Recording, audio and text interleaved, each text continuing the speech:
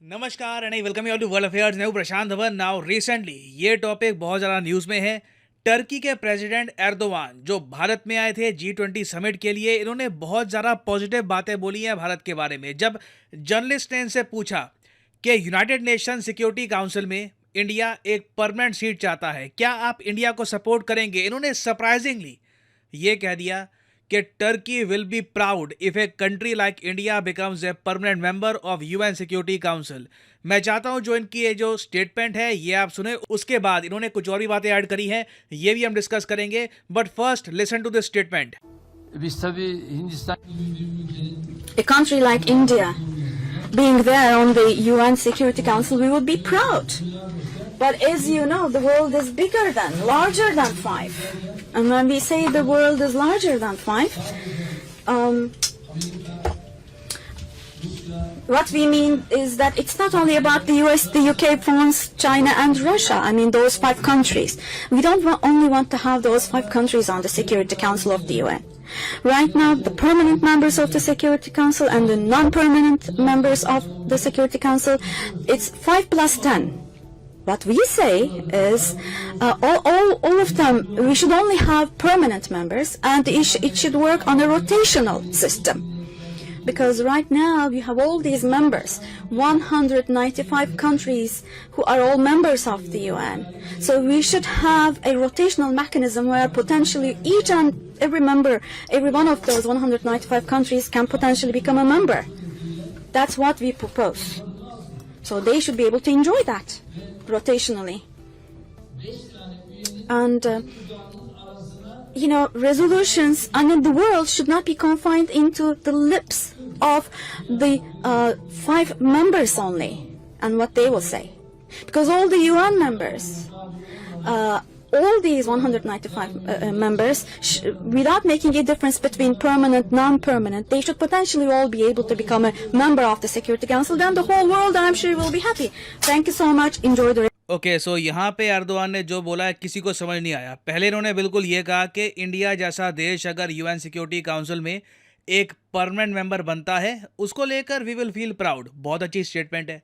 आगे ये कहते हैं कि जी दुनिया बिग फाइव से भी बड़ी है। बिग फाइव की ऑफकोर्स यहाँ पे बात कर रहे हैं जो परमानेंट मेंबर है of the UN security council, जिन कंट्रीज़ के बारे में आपको पता ही होगा, Russia, UK, France, China, US. But ये कह रहे हैं कि दुनिया उससे भी बड़ी है और भी बहुत सारे देश हैं। फिर इन्होंने बड़ी एक अटपटी सी बात बोली। इन्होंने कहा कि अभी ना सिस्टम ये है कि 5 स्थायी मेंबर रहेंगे और उसके अलावा 10 रहते हैं यूएन सिक्योरिटी काउंसिल में नॉन परमानेंट मेंबर, अस्थायी member.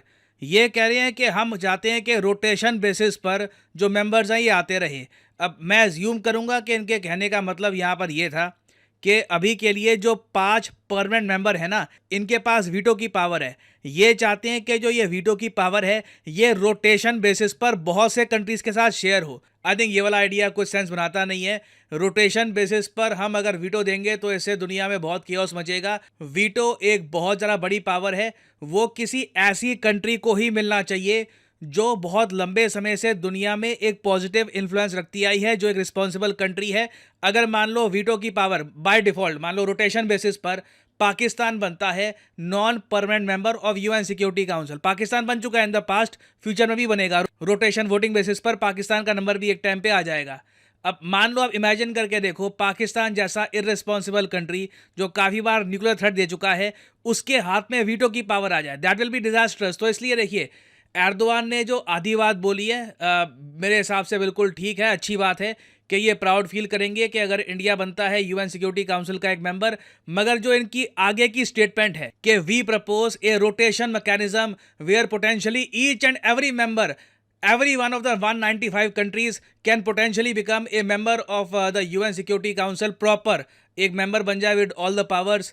I don't think that is a good idea. इससे मतलब कोई इररिस्पॉन्सिबल कंट्री को भी ये पावर मिल सकती है। बट एटलीस्ट एर्दोवान ने आगे ये भी ऐड किया कि इंडिया इनके लिए एक ग्रेट ट्रेडिंग पार्टनर है। लिटरली इन्होंने ये कहा है कि इंडिया सबसे बड़ा ट्रेडिंग पार्टनर है टर्की का साउथ एशिया रीजन में। अगर हम यहाँ पे आप देख पाए, ये है साउथ एशिया रीजन, इसमें पाकिस्तान भी आता है। ऑब्वियसली इंडिया टर्की का जो ट्रेड है ये फार ग्रेटर है देन टर्की पाकिस्तान ट्रेड। अगर हम नंबर्स की बात करें तो इंडिया टर्की का जो ट्रेड है ये आपको मिलेगा 10 बिलियन डॉलर से भी ऊपर। और मैं वैसे आपको ये बता दूं कि इसमें इंडिया के जो एक्सपोर्ट्स हैं टू टर्की ये आपको मिलेंगे 8.7 बिलियन डॉलर। जब इंडिया और टर्की ट्रेड करते हैं तो बेसिकली हम ही टर्की को बेच रहे होते हैं, हम टर्की से खरीदते कुछ नहीं है।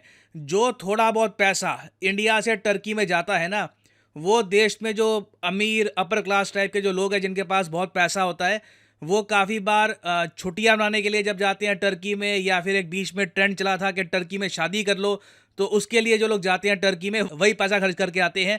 ओवरऑल आप अगर देखो तो हम टर्की को बेचते ही हैं, खरीदते कुछ नहीं है। वेराज पाकिस्तान टर्की का आप अगर ट्रेड देखोगे तो बहुत ज़्यादा कम है, अराउंड 1.1 बिलियन डॉलर्स ये भी पहुंचा है बहुत ज़्यादा पुश करके। तो एर्दोवान बिल्कुल ठीक कह रहे हैं, साउथ एशिया में इंडिया टर्की का सबसे बड़ा ट्रेडिंग पार्टनर है। और आप अगर जियोपॉलिटिकली देखो तो टर्की को आज के समय भारत की काफ़ी आवश्यकता भी है। अब यहाँ पे आप कहोगे वेट, टर्की को भारत की आवश्यकता क्यों आन पड़ी? देखिए, टर्की की आज के समय सबसे बड़ी प्रायोरिटी ये है कि रशिया के साथ ब्लैक सी ग्रेन डील रीएक्टिवेट करना। कम शब्दों में समझा देता हूँ, ब्लैक सी ग्रेन डील है क्या। यूक्रेन एक बहुत ज़्यादा बड़ा एक्सपोर्टर था गेहूं का पूरी दुनिया को। जब से रशिया यूक्रेन वॉर स्टार्ट हुई है, यूक्रेन गेहूं एक्सपोर्ट नहीं कर पा रहा। यूक्रेन की शिप जब भी निकलती है ब्लैक सी से, रशिया उस पर अटैक कर देता है। टर्की ने यूएन के साथ मिलकर रशिया को यह समझाया कि आप प्लीज जो यूक्रेन की ग्रेन की शिप्स है ना, ये जाने दो, ताकि दुनिया भर में जो कंट्रीज हैं इंक्लूडिंग टर्की, ये अपना पेट भर सके, इनको गेहूं मिल सके। रशिया ने कहा कि हम आप पे भरोसा नहीं करते, क्या पता आप एक शिप भेज दो यूक्रेन में जो आप कहो कि खाली शिप है, कार्गो है, बस ग्रेन लेने के लिए आई है। उस शिप में आप हथियार भेज दो यूक्रेन को जो यूज होंगे रशिया के अगेंस्ट। तो हम ट्रस्ट नहीं करते, हम इसलिए बॉम्बिंग करेंगे यूक्रेन की शिप की। तो टर्की ने समाधान इसका ये निकाला, एक काम करते हैं, जो भी शिप यूक्रेन से आएगी या जाएगी और जो इंटरनेशनल वाटर्स हैं, जो मेडिटेरेनियन सी है उससे कनेक्ट होगी, उसको टर्की से गुजरना होगा ना।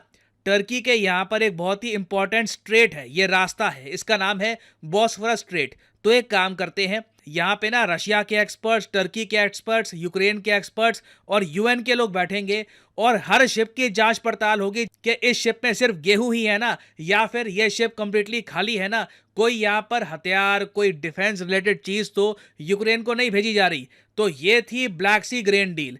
लंबे समय तक ये डील चली, मगर हाल ही में रशिया ने ये डील तोड़ दी, ये कहकर कि इस डील से ना हमें कुछ फ़ायदा हो नहीं रहा, हम दुनिया को एक्सपोर्ट कर नहीं पा रहे बिकॉज ऑफ सैंक्शंस। तो हम चाहते हैं कि रशिया पे जो एग्रीकल्चरल सैंक्शंस लगाए गए हैं ये हटा दिए जाएं, तभी ये ब्लैक सी ग्रेन डील हम रीएक्टिवेट करेंगे। तो टर्की आज के समय कोशिश कर रहा है कि पुतिन के साथ बातचीत हो, रशिया मान जाए। और टर्की को पता है कि अगर रशिया के साथ बातचीत करनी है तो उसमें इंडिया एक क्रिटिकल प्लेयर रहने वाला है, इंडिया को इग्नोर नहीं कर सकते। जिस तरीके से इंडिया ने G20 में रशिया को बचाया है, Russia in the future definitely India की ज़रूर सुनेगा। मगर वैसे आप अगर हमारे पर्सपेक्टिव से देखें, एक मैं बहुत ज़्यादा सेल्फिश तरीके से बात कर रहा हूँ, हमें कुछ फ़र्क पड़ता नहीं है कि जो यूक्रेन का गेहूँ है इंटरनेशनल मार्केट में पहुँचे ना पहुँचे, इंडिया इज सेल्फ सफिशेंट। हम लोग यूक्रेन से गेहूं परचेज करते नहीं हैं। थोड़ा बहुत बीच में हमने जब सरप्लस मंगाना था गेहूं, तो वो भी हम रशिया से ही परचेज कर रहे हैं। तो अगेन मुझे लगता नहीं है कि जो टर्की की उम्मीद है उसमें इंडिया जेन्युइनली हेल्प भी करेगा टर्की की। तो अभी के लिए इनकी जो स्टेटमेंट है सुनने में अच्छी लगती है, मगर उसके पीछे एक स्वार्थ भी है। तो मैं सिंपली यहाँ पर यह कहूँगा कि बिल्कुल टर्की से अभी इन द फ्यूचर बहुत सारे मीठे शब्द सुनने को मिलेंगे, but it is only because Turkey needs India desperately. Russia को मनाने के लिए इंडिया का क्रिटिकल रोल रहने वाला है। और फाइनली यहाँ पे मैं आपसे पूछूंगा एक क्वेश्चन यहाँ पर यह है कि हाल ही में वो कौन सा देश है जिसने वर्ल्ड ट्रेड ऑर्गेनाइजेशन में इंडिया के साथ अपने सारे डिस्प्यूट ख़त्म कर दिए हैं। पहले दोनों देश WTO पे खूब लड़ा करते थे, मगर सिंस दोनों कंट्रीज़ के रिलेशंस अब इतने अच्छे हो गए हैं कि WTO में सारे डिस्प्यूट्स रिजॉल्व कर लिए जा चुके हैं। तो ये है यहाँ पे आपकी options, China, US, south Korea या जापान। बताइए वो कौन सा देश है, कमेंट सेक्शन में करिए उत्तर। सही आंसर मैं आपको नहीं दूंगा, जो लोग सही आंसर करेंगे उनकी कमेंट को मैं हार्ट दे दूंगा ताकि बाकी लोग समझ पाएं कि सही उत्तर क्या है। तो answer in the comment section below. और फाइनली यहाँ पर मैं ये भी ऐड कर दूं कि आप किसी भी एग्जाम की तैयारी कर रहे हैं, चाहे SSC, UPSC, बैंक, आप परचेज कर सकते हैं अनअकैडमी के quality courses.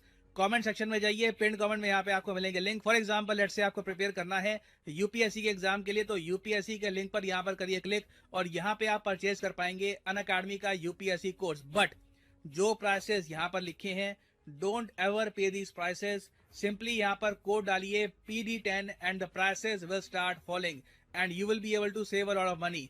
So use the code PD10 and save money. और इसी नोट के साथ यह है वीडियो कांत। Thank you for listening. May the gods watch over you.